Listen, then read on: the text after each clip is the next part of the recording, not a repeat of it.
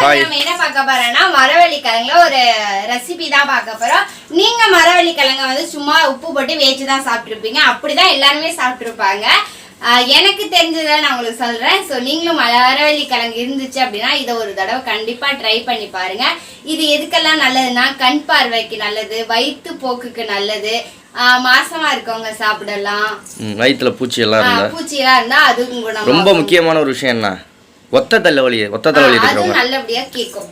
அதுக்காக கொஞ்சம் உடம்பெல்லாம் வந்து கொஞ்சம் எனர்ஜியா இருக்கும். அதுக்காக இந்த மரவள்ளி கிழங்கு. சரி, இது எப்படிலாம் பாக்கிறதுக்கு முன்னாடி பார்க்கலாம். பார்க்கலாம்.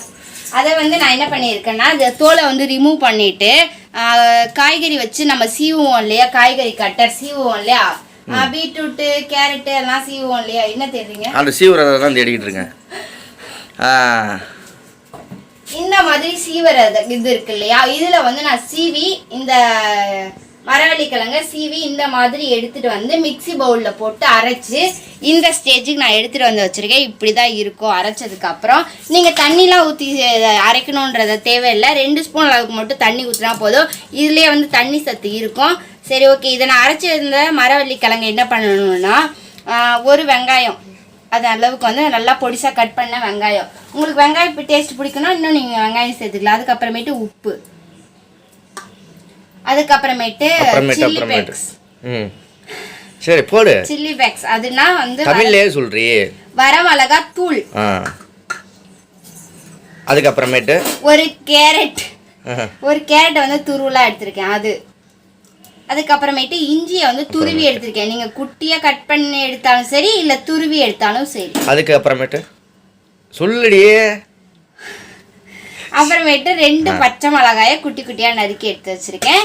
இதுதான். இது கூட வந்து மல்லி கருவேப்பிலையை வந்து இதுல நான் தண்ணியில போட்டு வச்சிருக்கேன். அதையும் நம்ம சேர்த்துக்கலாம். இது எல்லாத்தையுமே இப்ப சேர்த்து நல்லா பிசைஞ்சு நம்ம வந்து இப்ப என்ன செய்ய போறோம்னா மரவள்ளி கிழங்கு அடை தான் செய்ய போறோம். அப்ப பாதி வீடியோ முடிஞ்சு போனதுக்கு அப்புறம் ரெசிபி பேர சொல்லுவாங்களா? நீங்களும் இந்த மரவள்ளி கிழங்கு அடையை சாப்பிட்டு பாருங்க. நீங்க சாப்பிட்டது இல்லை அப்படின்னா நான் சொன்ன டிப்ஸை வச்சு கண்டிப்பா ட்ரை பண்ணி பாருங்க.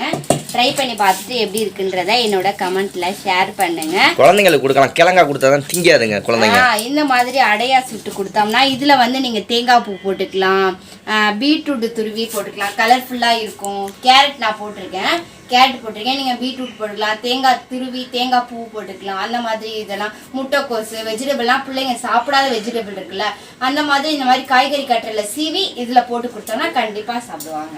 போடுங்க, அடையை தின்னு பார்ப்போம். அடை மாதிரி இருக்கா இல்லை வடை மாதிரி இருக்கணும், இல்லை வடை சுட்டு சாப்பிடலாம். அது ஒரு நாளைக்கு ரெசிபி பண்ணுவோம். அதுக்கு முன்னாடி நம்ம இந்த மாதிரி இதுல தவாவில் வந்து தவாவா தோசைக்கல்லா? தோசைக்கல்லும் தவாவும் ஒண்ணுதான், தோசைக்கல்லும் ஒண்ணுதான். அதுல வந்து இந்த தோசைக்கல்ல வந்து 2 டேபிள் ஸ்பூன் அளவுக்கு வந்து நம்ம அடியில எண்ணெய் விட்டுருவோம்.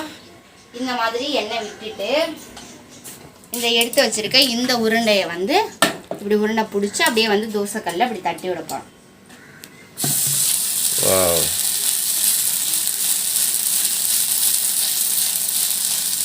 கரெக்டாக வந்துருமா? வந்தா நல்லதுதான். வரலன்னா அப்படியே பிச்சாவது சாப்பிட்றேன். நல்லா இருக்கு, வாசனையா இருக்கு. மரவள்ளி கிழங்கு வாசனை இருக்கு. கண்டிப்பா நீங்க ட்ரை பண்ணி பாருங்க. குழந்தைங்களுக்கு கிழங்கா வச்சு தவிர விட இந்த மாதிரி போட்டு கொடுத்தா நம்ம வெஜிடபிளும் கூடயே சேர்ந்து எனர்ஜியா இருக்கும். கேரட்லாம் போடுறோம்ல, அதனால கேரட்டு, பீட்ரூட்டு, முட்டைக்கோசு, தேங்காய் பூ இதெல்லாம் சேர்த்துக்கலாம். நான் வந்து பச்சை மிளகாலாம் சேர்த்துக்கிறேன்னா நீங்கள் குழந்தைங்களுக்கு பச்சை மிளகாலாம் சேர்க்காம நல்லா ஸ்வீட்டாக இருக்கும்னா இந்த மாதிரி செஞ்சு கொடுக்கலாம். ஓகே, சரி. சுட்டுட்டு பார்ப்போமா? நான் திருப்பி போட்டுட்டு எப்படி இருக்குன்னு எடுத்துக்காட்டேன். வந்து நிஷா வந்து மரவள்ளி கிழங்கு அடை செஞ்சுட்டா, சாப்பிட்டு பார்ப்போம் எப்படி இருக்கு அப்படின்னு சொல்லிட்டு. பாருங்க, சூப்பரா செம்மையா வந்திருக்கு. இந்த மாவை நீங்க ஊற வைக்கணும், பருப்பு போடணும், அரிசி போடணும், ஊற வைக்கணும், அரைக்கணும்ன்றது எதுவுமே கிடையாது. கிழங்க சீவிட்டு மிக்சியில போட்டு டக்குனு ஒரு ஓட்டிட்டு அப்படியே ரெடி பண்ணிடலாம். இப்போ ஒரு ஓட்டிட்டு சட்டுன்னு 2 நிமிஷத்துல ரெடி ஆகும். இப்போ பாருங்க டேஸ்ட் எப்படி இருக்குன்னு பாருங்க சார். நீங்க குடு. வல்லங்கையில் சாப்பிட்றேன்னு தப்பா நினைக்காதீங்க, சோத்தங்கையில் கேமரா இருக்கு.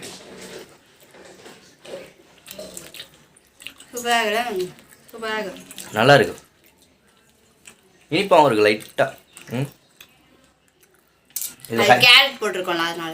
ஹைலைட்டாக என்னன்னா அந்த கிழங்கோட அப்படியே அந்த ஒரு வாசனை டேஸ்ட் தெரியுது நாக்கில். கண்டிப்பாக ட்ரை பண்ணி பாருங்கள், நீங்களும் சமைச்சு சாப்பிடுங்க. இந்த வீடியோ பிடிச்சிருந்துச்சு அப்படின்னா லைக் பண்ணி ஷேர் பண்ணி கமெண்ட் பண்ணுங்க. மறக்காம நம்ம சேனலை சப்போர்ட் பண்ணுங்க, சப்ஸ்கிரைப் பண்ணுங்க. நீங்களும் மரவள்ளி கிழங்கு தான் அந்த அடை ஏற்றுறவங்க கண்டிப்பாக. இது சீசன் டைம், கிழங்குகளுக்கான சீசன் டைம். இந்த டைமில் தான் கிடைக்கும் நிறைய கிழங்கெல்லாம். கண்டிப்பாக ட்ரை பண்ணி பாருங்கள். ஓகே, பாய். பாய்.